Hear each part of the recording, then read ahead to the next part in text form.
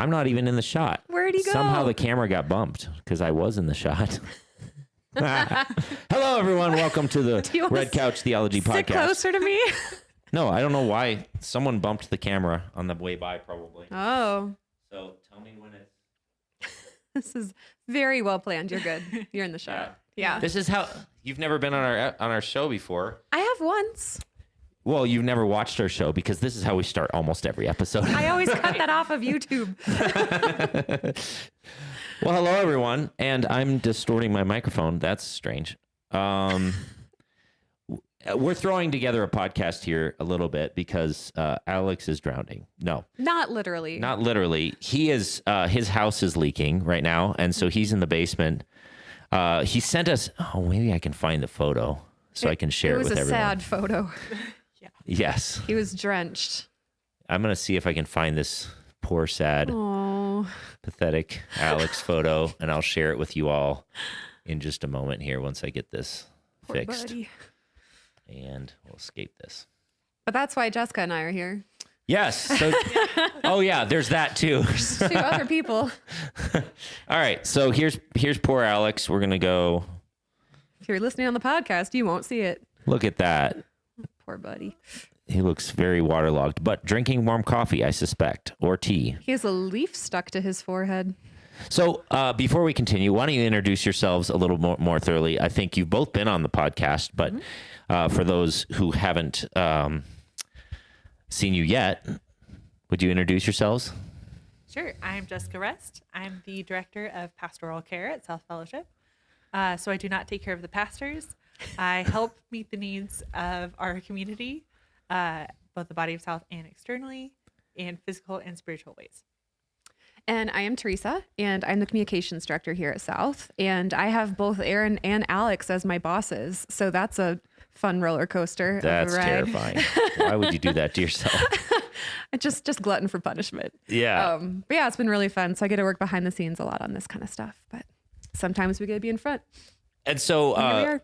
in this last minute adjustment where Alex was basically trying to, bail water or something out of a window well, we decided why not have, since we're talking about communication in marriage, we should have our communications director. Can teach you how to market your relationship. Yeah, she's going to teach you how to set up a Google ad campaign for when you're arguing. That's what everyone's here for.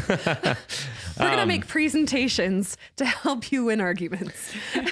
Yes, exactly. So this past week, we talked in our series about, we're continuing our series entitled Between You and Me. And this week we were focused on communication in marriage. And none of us preached the message. So it's a little bit more difficult for us to just like fluidly summarize the sermon. But some of the ideas that Alex shared on Sunday were as follows, and I lost my slides. That's fun and exciting. One of the things he talked about was this idea of mutual submission, and he pointed out that passage there, the wives submit to your husband. The actual word submit isn't even in that sentence. It's in the previous section, which is about mutual submission. And then he transitioned that idea to, this means we have to sort of come to these kinds of consensus around this. This is, each person in the marriage and relationship is supposed to surrender and submit to each other in some way, shape, or form, given that passage of scripture. And then he went into just some practical tips about that. So would you guys like to share a little bit about your experience in communication in your relationships? Sure. Who do you want to go first? Are you an expert? Expert? No. Experienced in it? Sure. Yeah. Hopefully. So I've been married for 5 years. I don't know exactly how to summarize it. Sometimes we're good at it. Sometimes we're not. Yeah, it seems like how well you communicate definitely shifts with what kind of season you're in. Sometimes you're really great at it. Sometimes it's really, really hard and takes that much more work. Totally. And I am currently engaged, actually. So my fiance John and I are getting married this August. So today is actually officially 90 days from, so lots of communication going on right now, but definitely not an expert. I think something that I've realized in our relationship is that I actually tend to be an over communicator. No. I know, it's crazy. But something that always drove me nuts, at least in my like later 20s and like early 30s, was watching like rom-coms or any sort of movie about romantic relationships, and the way that they would portray it as like the right person will just be able to read your mind and do exactly what you need, and that just shows that they're the right person. And I feel like that just puts such a like ridiculous type of expectation on significant others. If I expected John to read my mind and didn't tell him how I was feeling, how in the world would he know like what I need from him? And I don't know. I just think that it's a lot that we put on people to think that if they're the right one for us, that they should just be able to meet all of our needs, and we shouldn't have to tell them what we want or need or desire from them. So I was really excited to talk about this. Yeah. Yes. That's awesome. Well, and I think even though this week, typically we try to if you listen to our podcast, we venture on all sorts of rabbit trails. No. But we typically try to talk about the previous week's sermon. I think, ironically, in this series on marriage, this is the first time we've had women on the podcast for the series. It's great to be here. Yeah. And so we can actually venture beyond just this last Sunday and just talk about the marriage relationship in general, romantic relationships in general. So we can, we're allowed to expand beyond the boundaries of the initial subject. No rules. Well, there are some. Yeah, I don't know what they are. That's fine. Yeah. So on that subject, you're saying communication in these romantic comedies is comedic because they could just talk and then the whole movie would be over. That's what we were saying. Yeah, there'd be no problem if there's so many. I'll watch a movie and I'll be like live tweeting John if he's not with me, and I'm like, this movie would be over. They just talked about how they were doing or like communicated well. But yeah, who would want to watch that? That sounds really boring. Yeah. Horrible communication makes great movies. It does, and that's what we're sold. There you go. Yeah. So what is maybe one of the things that Alex was talking about, and I guess we'll just have to speak into our experience with this. I think he made a generalization that I know is pretty true in my marriage, but he talked about how usually there's one person in the relationship who's wanting to keep short accounts. They want to bring things up quickly, efficiently. I'm just going to make a guess with you, Teresa, in light of what you said. You might be that person. I'm not that person in our relationship. It's like if nothing's like exploding, I just don't want to like rock the boat, you know, even if there's something under the surface. Yeah. Is that true in your experience for your relationships where one of you tends to lean towards, let's talk about this. Let's talk about this issue and that issue. And yeah, I think for me, unfortunately, I'm one of those people that decides they need to solve all the world's problems at bedtime.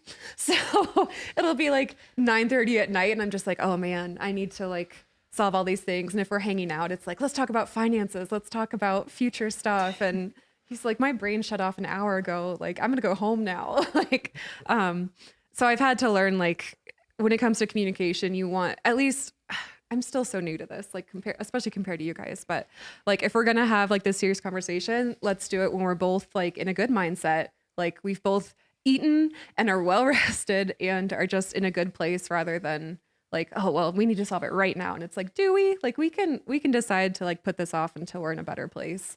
So, and then I think, I don't want to speak for John, but I feel like for him, he's more what you would say. Like if I don't want to rock the boat if it's good, but I'm such a, like, I want to talk about things so much that if I think something's bothering, I'm like, what's wrong? What's wrong? We should talk about it right now. And then that becomes like, this is wrong. Stop bugging me to talk about it. It was something else, but I forgot because now what's wrong is that you're making me talk about it. Right. What about you, Jess? I mean, if you like statistically have the ability to statistically look at it, I would guess that over the 6.5 years that we've been together, probably I would have brought up more conversations on the whole. But over the time that we've been together, it seems like Elijah, my husband, has gotten more and more like proactive with bringing up things that he feels like we need to discuss. And I've also learned, like, yeah, if you're absolutely not up for having a conversation and it's just going to spiral because like you can't handle it right now, it's a good idea to like table it. I've also recently been learning I want him to share how he feels and where he's at with me. Like, we've had the conversation multiple times of like, I want to know you, know where you're at, know what's going on with you.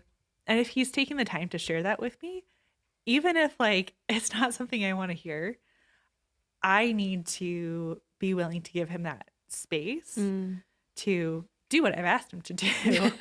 One,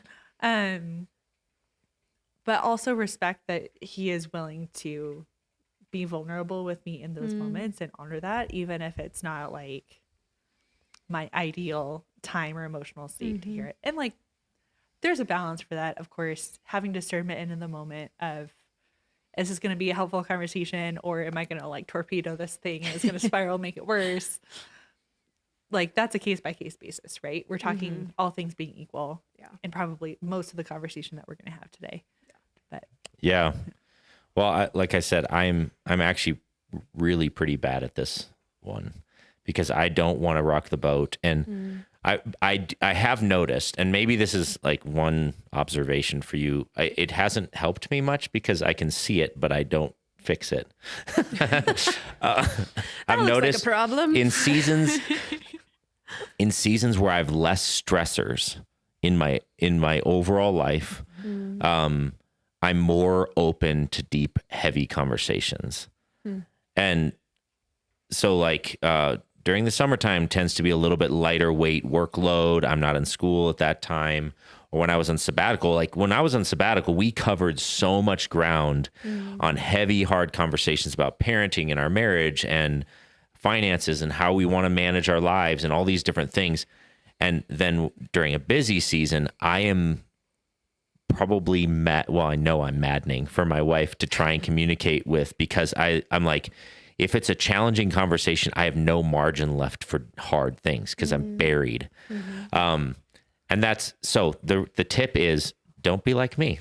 Don't get so busy. Yeah. And it is something like this summer. It's already on our to-do list to talk through some stuff so that when the fall hits, I just have enough emotional margin, because for me, those conversations are heavy and emotional. It's not about just, let's keep short accounts. It's like, I have to constantly fight this battle of, she's offering me a critique. It's not about who I am. It's not about her love for me. And when I have low margin, I just instantly go to defensiveness.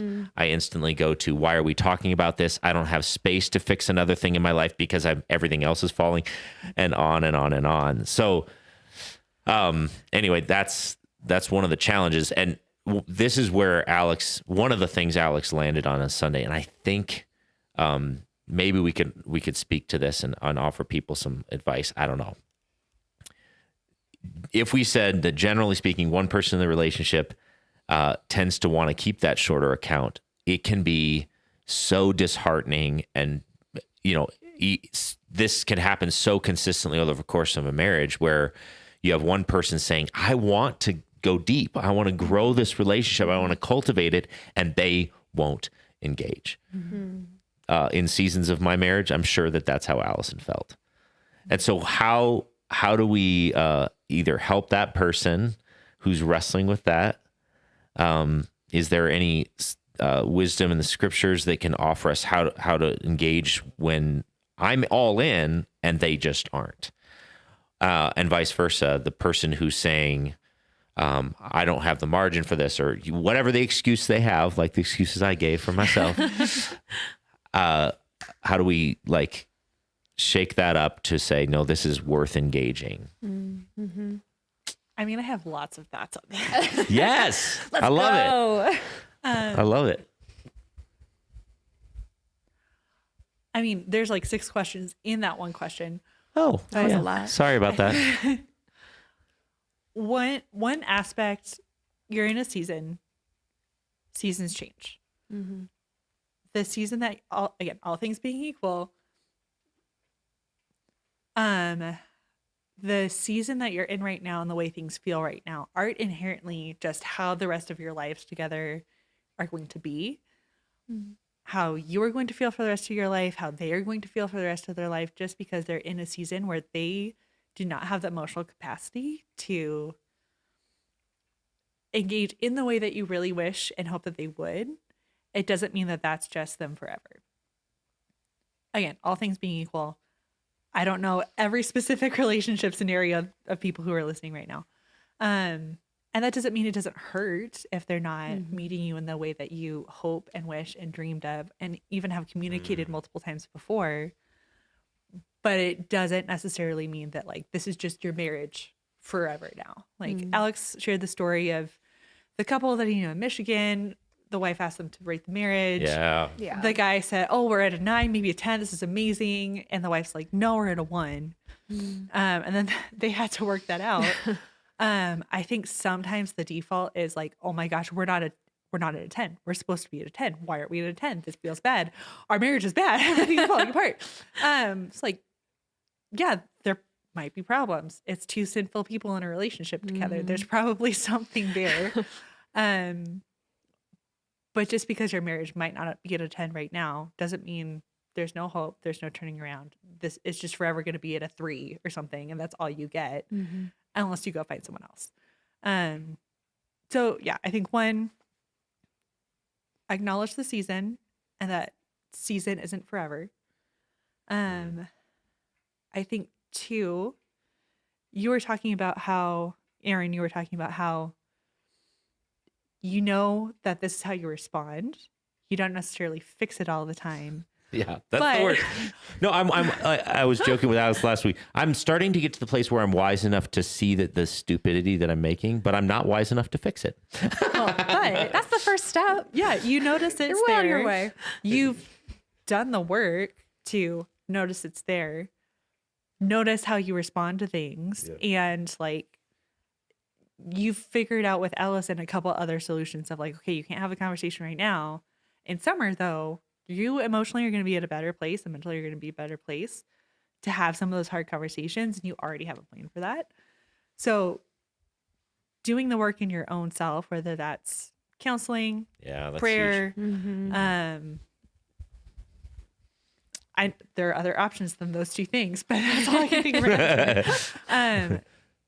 Doing the work in your own self to figure out how you can respond in those situations better, and the ways that you need to grow, and partnering with God and how He's growing you in this season.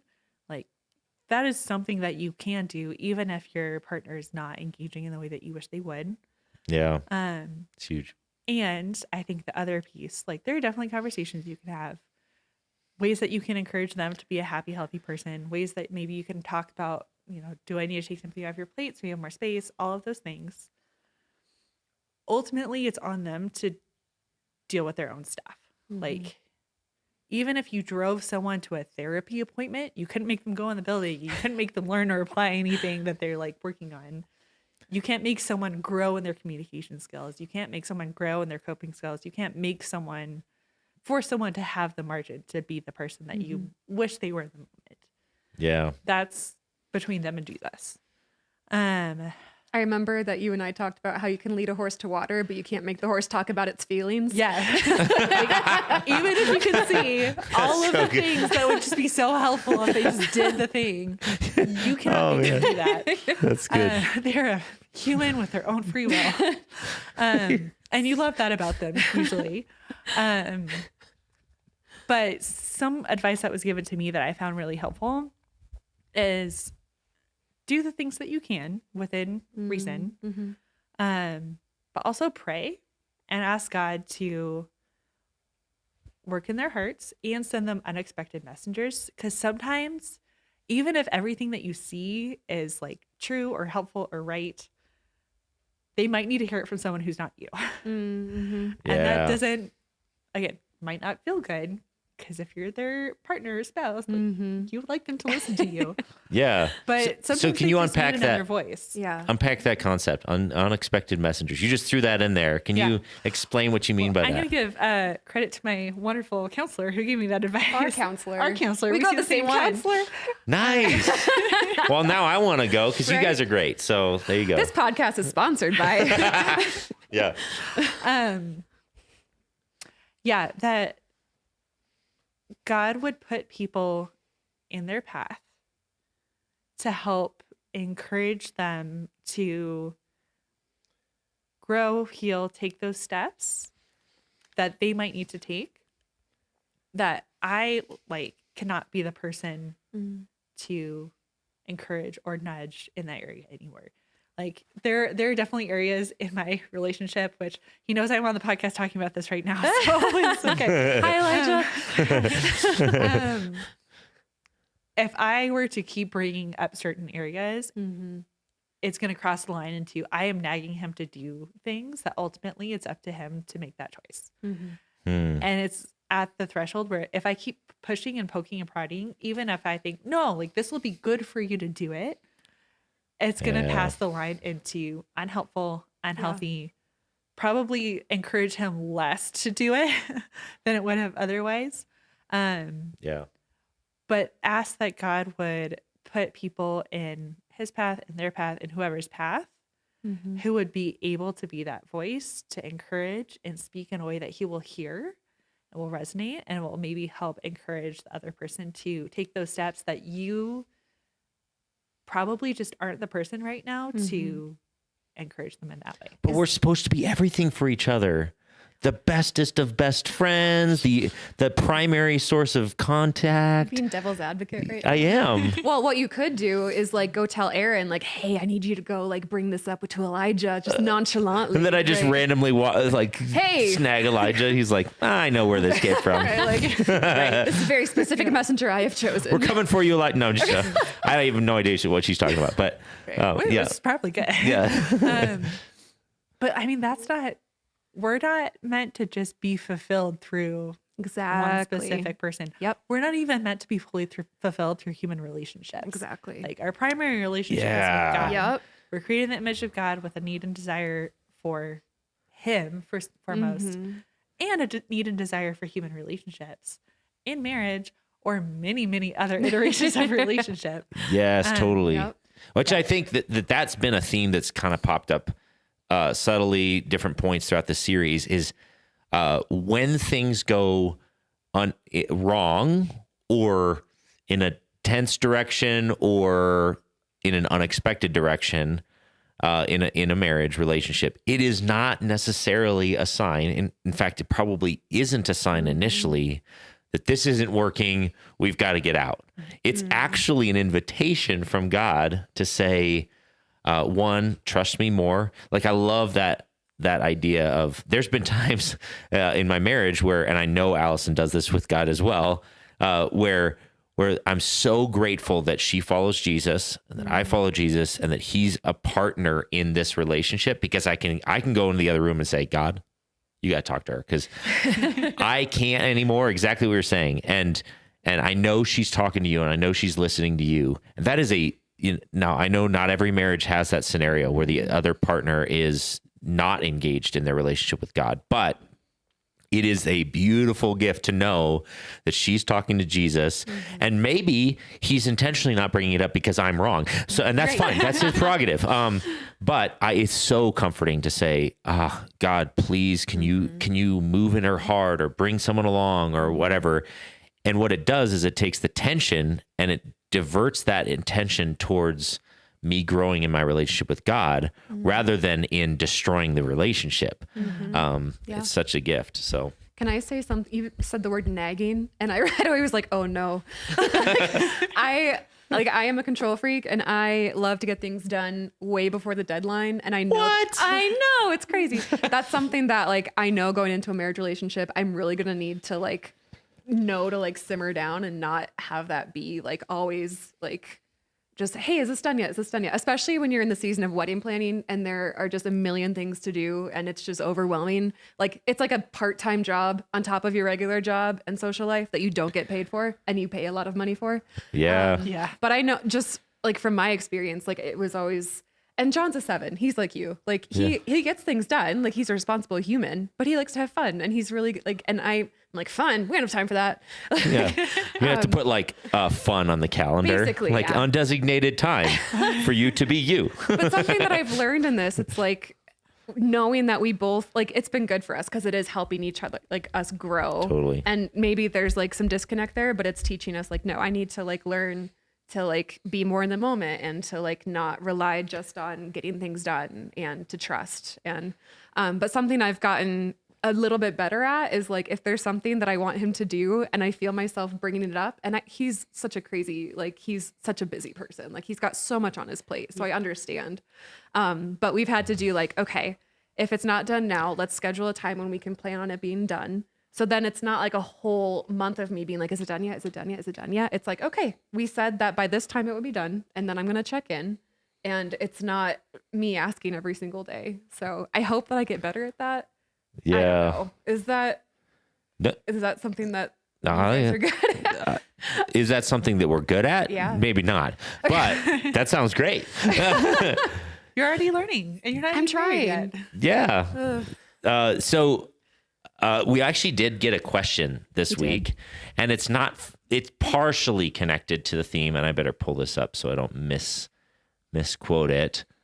And then we can get back on track with the rest of this. But I think it's a very well put question. It says this: I live in what sometimes feels like two worlds as a Christian, one with the church and the other within the performing arts. Why does it feel like the world in the arts shows the kind of love and communication that Christ asked for us more so than the world within the church? Why are you looking at me? It's just like I don't know. It's a really good question. I think It it's is. a great question. Yeah. I think there's like, I have this theory about fear and its relationship with religion and faith. There's this, as human beings, we're very driven by the avoidance of danger, and we're very driven by fear as a result of that. Like we want to avoid physically dangerous things or socially dangerous. We're highly social creatures. We want to avoid socially awkward moments, things that make us feel at risk socially and that sort of thing. Cool.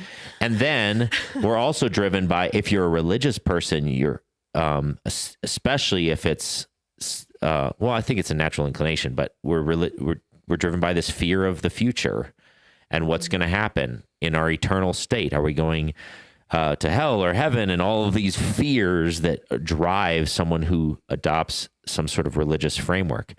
And so, even though the gospel is a message about love, it's a message about the solution to the things that cause fear. Mm-hmm.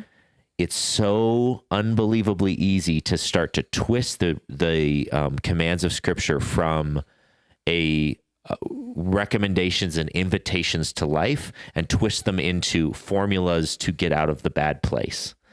And I think exactly. And so as a result, now that's a very long setup, but as a result in this question, I think that for a lot of Christians, there's this underlying anxiety about, am I doing it right? Am I being a good Christian? Am I checking the boxes right? I don't want to say the wrong things at the wrong times. All those sorts of anxieties that just sort of lurk beneath the surface, which are antithetical to the gospel, by the way. But that anxiety causes Christian interaction sometimes to be more problematic than non-Christian interaction. If the only filter you have to put your words through or your interactions with people is this a good way of being human or not? and I don't have to filter it through my theological frameworks and my am I being theologically accurate when I say this, and what's their perception of me, and on and on and on. Most of the time that added theology framework can actually make you be more of a jerk, more standoffish, less naturally human. And it's a problem with our belief about the gospel, not a problem with Christianity itself. That's my theory. We were talking a little bit about this question before we came on, and something that I was thinking about it was, I think when we bring people around something that they have a common interest in, for instance, like performing arts, any sort of like hobby, I think you bring a lot of people that enjoy that space. They enjoy doing these things together. One would hope that churches could also be a place of that. But I think that, I mean, we just live in a very divided country. We have Christians that have very different beliefs and see their faith in different ways. Yeah, totally. And I know like in our church, we have like a lot of different demographics of like different ages, different backgrounds, and political, socioeconomic, all of it. Yeah. So as soon as you start bringing people around in that, it can get a little dicey, but like that's what God calls us to do. Totally. Do you have any thoughts on this one? Yeah, I'm an internal processor, so I'm going to throw something out that feels so. This impromptu podcast is wonderful. Yeah, totally my comfort zone.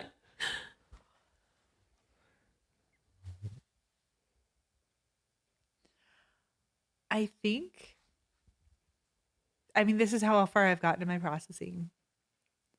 We have such a beautiful picture of what is possible and honestly expected in the gospel, and what that means for us as individual people and a community. Like, I'm pretty sure it was this last sermon, Alex threw up that quote from Andy Stanley of like, something like following Jesus, like, makes your life better and makes you better at life. And I remember like going up, it was like, does it?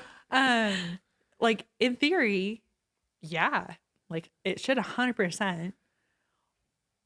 But the reality that we see of broken people who still stay broken on this side of eternity, at least to some degree. Yeah. Who may or may not be trying their best, may or may not have a fully accurate picture of Jesus and the gospel and what that means. Because we have such this high, beautiful expectation, and hopefully, at least sometimes, have experienced the beauty of Christian community when it functions as it should, with the love and grace and freedom and hope of Christ. When it falls short of that, it's such this devastating chasm and dissonance. Yeah. Because it's supposed to be this. It's supposed to be this. We know it's supposed to be this. Yeah. We've seen it be this. Yep. Hopefully we've seen it be this. Yeah. At least. Yeah. And the reality sometimes, or maybe often, is this. Yeah. Yep. And that is incredibly hard to reconcile. Even though, like, again, theologically, because of sin, you can make the argument of like, well, I mean, that's kind of what's going to happen. You look all through the New Testament and like, that's what's happening to like most of those churches that they're writing to. But again, like, it doesn't make it, even though you can get there theologically and logically and understand, it doesn't make the experience feel better. It doesn't make it more acceptable that it happens. Yeah, and I think that this even applies to marriage in the sense that you have this picture that God says, this is a beautiful thing. It's amazing. You become one and you fulfill each other in some ways. You have this companion that's built in that's helping you follow Jesus. And then you get in and you're like, oh no, this is not the romantic. The wrong way. Yeah. yeah. You pulled the towel the wrong way. That's awesome. Expectations have just completely not been met. Totally. I think the other variable in this is like, so this context is a very isolated situation. It's like this affinity group, a performing arts group that seems to have this vibrancy and healthier communication, and then the church. Well, maybe a better comparison would be your family compared to the church. So your immediate family, how's that going with like tensions and frustrations? You don't get to choose your family, your immediate family, the family that you were born into. And yes, there are examples of incredible immediate families where they just get along and they enjoy each other's company. But there's also way more examples of tensions within those families. And the church functions a lot more like family. You don't get to choose who walks into the church, and then you are now saying, they say, I follow Jesus. I say, I follow Jesus. Oh, we're family now. Oh no, we're family now. And I didn't sign up for this particular iteration. Whereas this other affinity group, you all have a common interest. You can isolate the content of your conversations into the single space. Generally, it's people that are going to be more artistic in nature in this particular affinity group. And so it's just going to be a more natural, easy place to have relationship in that space than in a family where you're like, I don't get them. They communicate differently within me. They have all different interests than I have. They have some different beliefs than I have, and on it starts to become this difficult mess. Yeah. And the church today, like, if you don't like it, like, there's just so much like shopping that can happen. Yeah, so you never get on the other side of the challenge. No, like, I'm challenged here. I don't like this person. I'm just gonna go this other one. Yeah. Like, we can just avoid. Yeah, and so we never reap the harvest of working through it and then getting to the other side where you're actually more bonded than you would have been. Yeah. Yeah, that's tough. Yes. Interesting. Great question though, man alive. It is, I think that this is, whoever wrote this question, I think that this is a very common feeling for people. Yeah. They're like, isn't the church supposed to be better than this? Now, if you look at a meta level beyond our individual personal experiences, if you look at church history, there is no entity in organization, whatever you want to call the church, there's no entity in history that has brought people of different socioeconomic situations, different political persuasions, different religious or racial situations together like the church has. Now, it may not feel like that right now for you, but if you look at church history, this is the most unifying across all social and human experience entity in the world. And it's a hot mess. But God is working. He is bringing people from all walks of life together, and it is a messy, messy, messy thing. And I wish it was better, but that's why we're here, to try and grow and make it better. Yeah. So great question, man. So I want to just take another couple minutes just to reflect on maybe the rest of the series. Is there anything that's really stood out to either of you in the series that you feel like, oh man, that either is something that Alex said that was spot on that I really want to reiterate, or something that a different perspective that you want to bring up? We can disagree with him. He's not here. Only if he's not here. Otherwise, he's belligerent and ain't. No, he's not at all that way. Someone else go first. I need to do the internal. Yeah, that's fine. There was one line that stood out to me there was more than that, but one that's coming to mind right now. And it wasn't necessarily like reflecting back to scripture, but it was he had like a few different like kind of tips on like marriage communication. I wonder if I can find it. If we can find it. I think we shared it on social this week, actually. The first one was talking about telling the person what you love and appreciate rather than what you don't.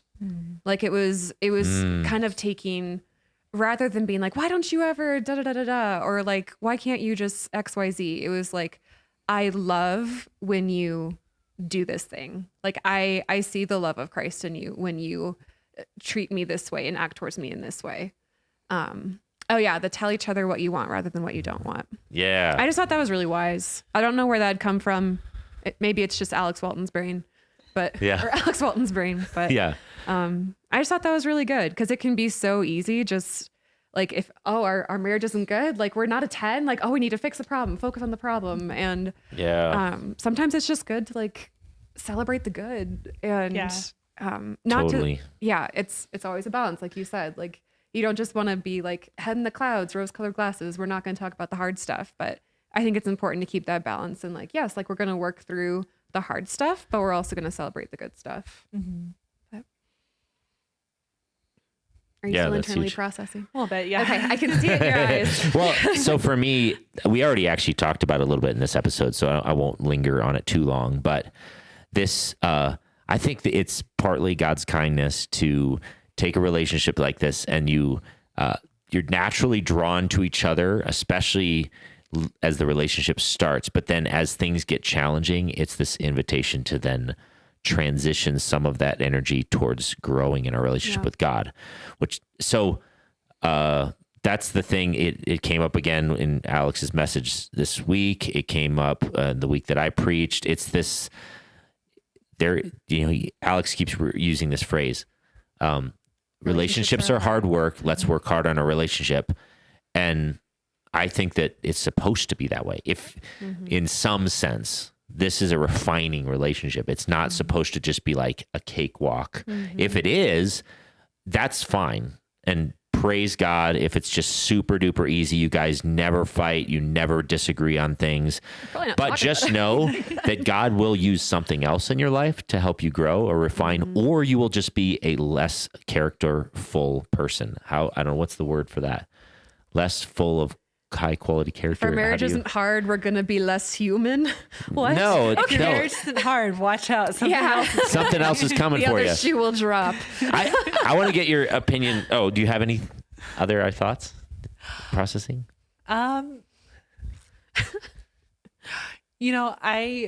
So when I heard that we were going to do a marriage series, I was kind of like, oh no.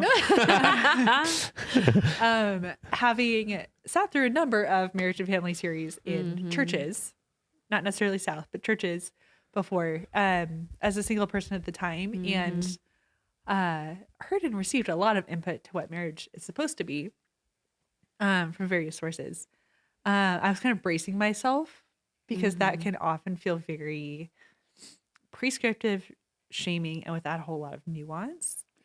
And this has not been that, and I've been very, very glad. Well, good. Not that I think that anyone on staff tries to approach things without nuance or with lots of shame intended. But yeah, I think it's been really good to see how the grace that's been communicated and how God is working in our community through having this conversation. And I think trying really to have this conversation well and with a lot of grace, knowing that we have a lot of people in our congregation who are in very different spaces. And yet we can all be part of this conversation together. Yeah. I've had the same thing. I'm getting married at 32 actually. And I feel like that's like 85 in Christian years. like just so much of my 20s. Like you mean Christian marriage years? Yeah. Like Christian years in general, right? I don't know. I'm not like 105, am I? I don't know. Maybe. That's why you're so wise. Yeah.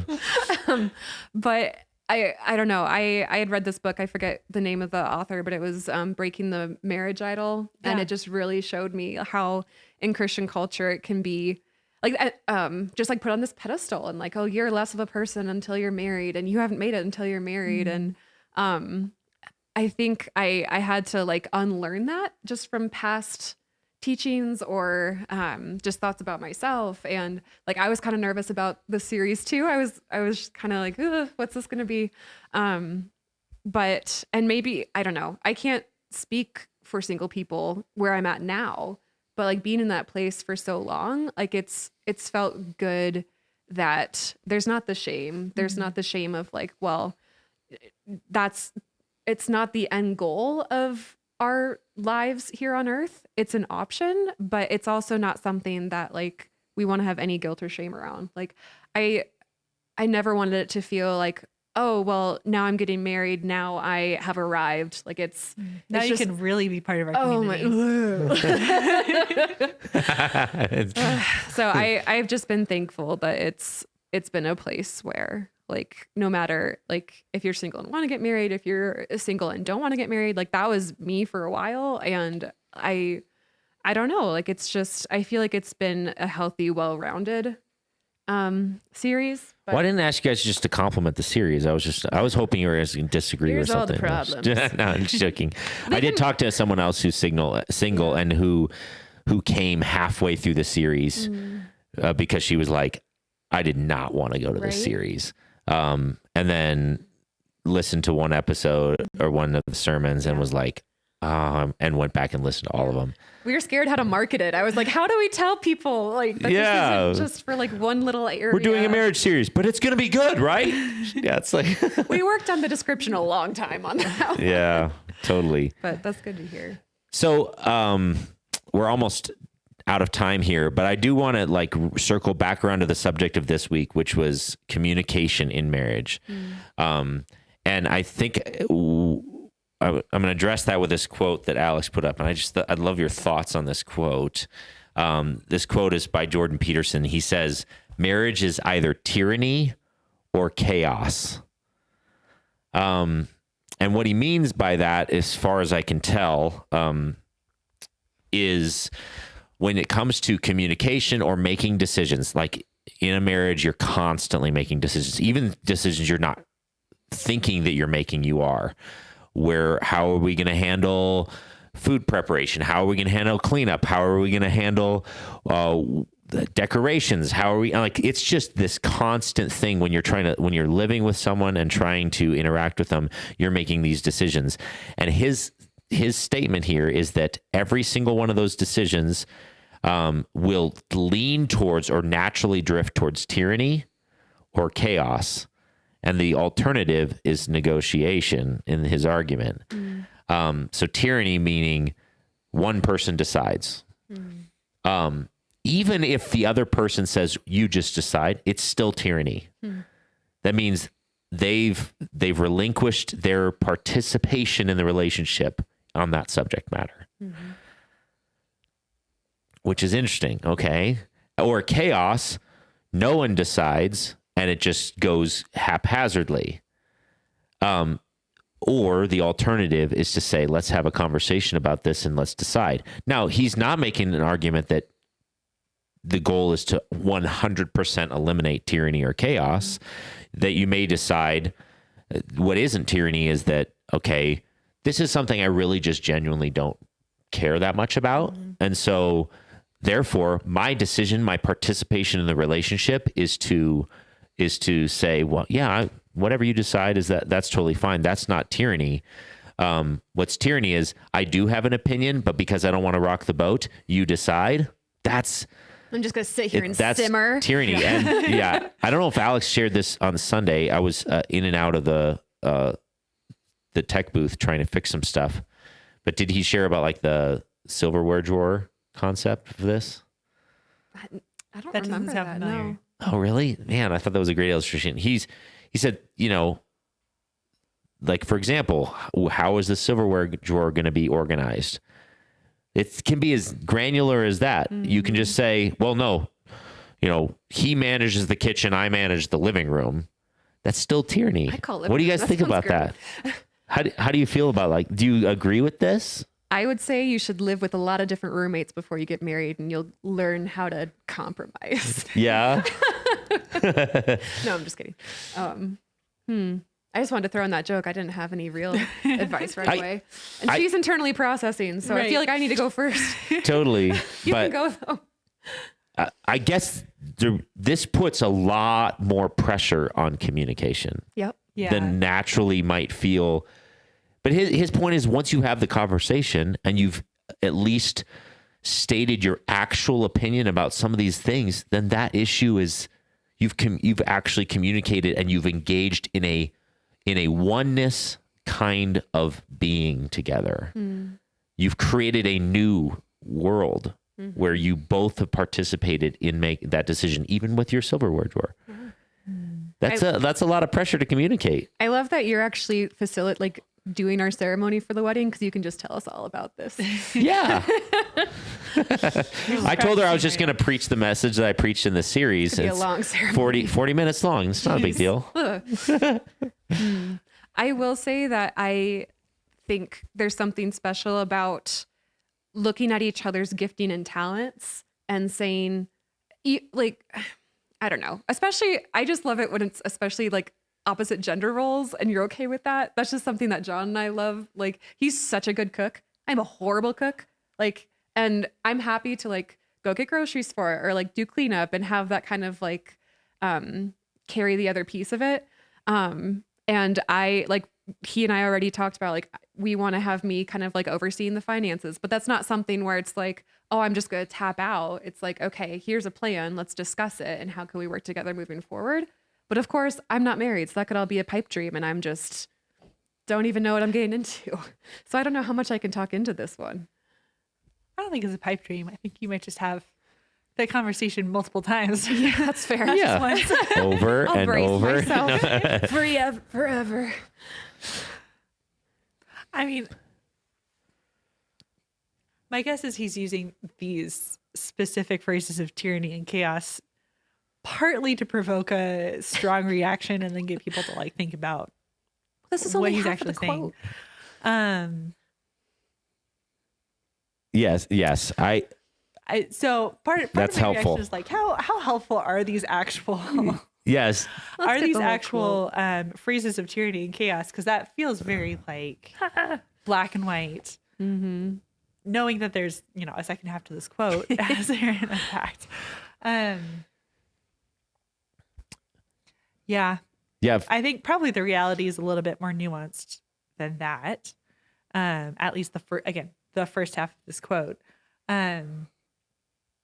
But probably also the point of the first half of the quote isn't there's nuance in probably every single conversation you're going to have as a married couple in some degree and back and forth and give. Like there are absolutely conversations and aspects of our life and taking care of things. It's like, I do not care. Like, I don't mow the lawn. Elisha mows the lawn.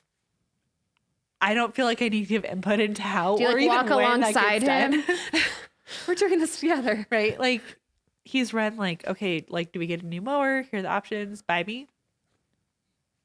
Yeah. It is all you, honey. Yeah.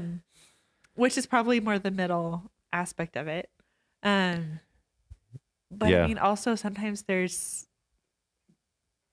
seems like there's also space where sometimes you just, all right, you do you. We can watch, I don't know, whatever show that I don't particularly like tonight.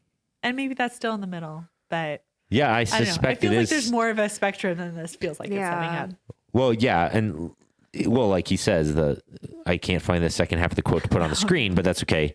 And if you've exposed yourself at all to Jordan Peterson, and this is actually helpful background information, he is a psychologist, and he's done a ton of his primary research focus is on hierarchy systems in social groups, and so.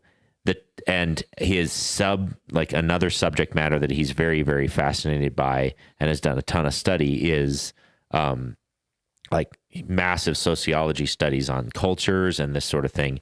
And he's boiled down and he uses this terminology a ton in a lot of his work. So he's sort of loaded the definition into the word tyranny and loaded it. And we're just adding a little quote on the screen. Right. And he's got this huge backstory about why he uses those particular terms. So yes, in fairness, he has a very specific reason why he uses these terms for it. But his argument is, I think it challenges me, because I think it does encourage us to not tap out prematurely from the dialogue and communication.